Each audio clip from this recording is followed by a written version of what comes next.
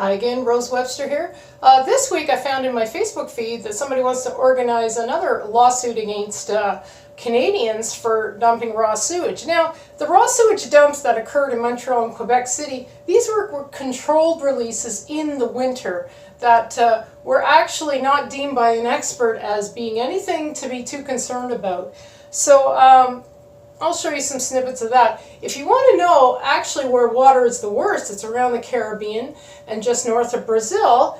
And I found some snippets to corroborate that. Of course, around Brazil there was quite the headlines about viral levels being 1.7 million times what would be considered alarming in the United States and Europe. And that was, so what we have, if you really look at the wind and ocean currents, more so the surface ocean currents, and where right whales come further south, they've been spotted in as far south as Mexico and the Bahamas, and they would be therefore around Florida and the Caribbean, and the ocean currents do carry the water up further. So we would not only have the Wolbachia-infected Aedes larvae and remnants of mosquitoes and things like that spilling out into the seawater, but we'd have far more raw sewage impacting these whales, if you want to get down to it.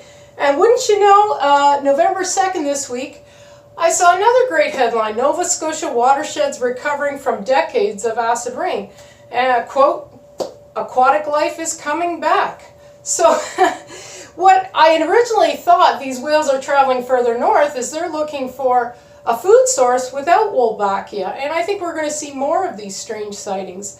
Of course, we were back to the same old skew in the news. I found this on October 30th. This actual quote in a CBC article. It says all seven of the whale entanglements this year are believed to have been caused by snow crab fishing gear, etc., etc. Well, I said it before, I combed that pathologist report, and they did not test for Wolbachia, Zika, West Nile virus, St. Louis encephalitis viruses, and whales have been known to be infected with West Nile and St. Louis encephalitis virus, so that should be a no-brainer. And since Zika shares that same phylogenetic clade with 97% nodal support, over 97% nodal support, that should have been a no-brainer. That's a very likely. But what they stated a couple times in that pathologist reports was this: cannot be ruled out, but is unlikely. Well, I'm sorry, but is unlikely sounds like an opinion, and an inaccurate opinion at that. So, whether they were bullied, bashed, bribed, I don't know. But those are incomplete pathologist reports. The only thing you can say about those 15 or 16 dead whales with any solid conclusive evidence is 2 died from entanglements, 2 out of 15.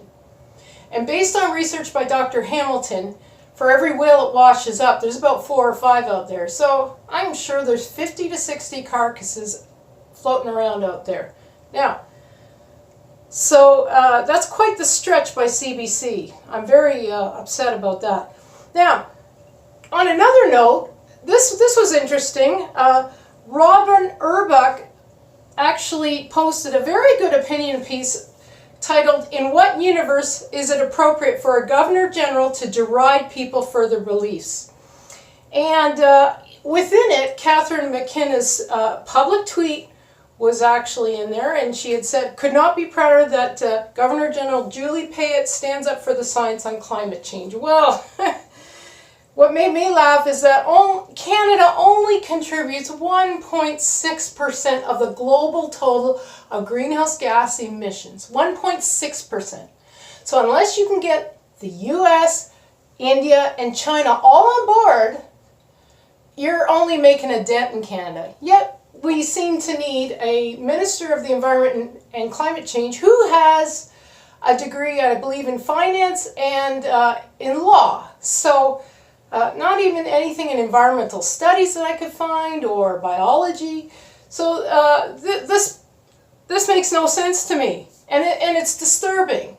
So I did leave a comment for CBC. I left it twice. It was disabled. There was no clear reason. I've read over their guidelines thoroughly. And this is what I wrote. And even though it was denied, and and the thing is, taxpayers like myself fund the CBC. So I was quite upset about it. Fortunately, Rex Murphy in the National Post actually wrote something along a similar vein, and here's a couple sentences fair use here. And I was able to leave a good comment on there, a similar one, even a bit longer, which I'll show you here. And here's the deal. The Governor General, Catherine McKenna, Mona Nemer, if you want to keep pushing climate change, there's a lot of good evidence that says it's not that bad. And the other thing is, we can't keep burying our heads in the sand over this Wolbachia. Trillions and trillions of Wolbachia-infected Aedes, a reproductive parasite, keeps on being released right now in Brazil and in California. And what's going to happen is we're going to see strange sightings. We're going to see things like octopus walking up on the beaches. We're going to see a lot of strange things reproductively in some vertebrate species. Some species can handle a little more Wolbachia, some cannot. But we need to start testing for Wolbachia and Zika in the birds, especially the West Nile virus as well, penguins. And St. Louis encephalitis virus also is another key one for some of these species. So I'll keep you updated. Thanks for listening, and we'll talk soon.